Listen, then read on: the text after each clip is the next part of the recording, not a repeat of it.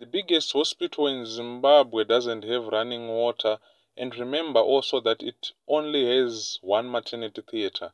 Yet there is money to hire buses to bus Zimbabwean citizens to the airport to welcome President Mnangagwa from his United Nations trip. This is Hopewell Chin'ono on his X, formerly Twitter. Ladies and gentlemen, thank you so much for tuning in on this channel. Before we go any further, please, if you are new on this channel, if you haven't subscribed, kindly subscribe to our YouTube channel.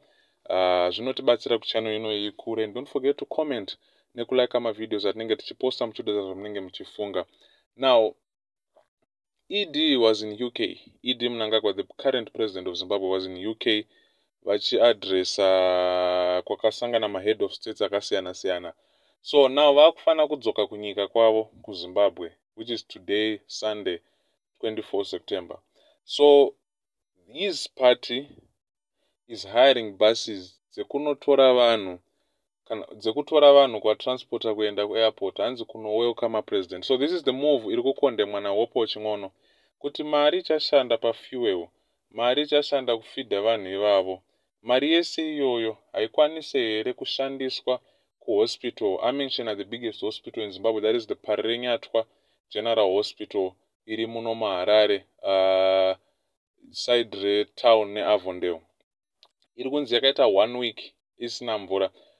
A big hospital like that, kungoita 30 minutes pasina mvura, it's a disaster.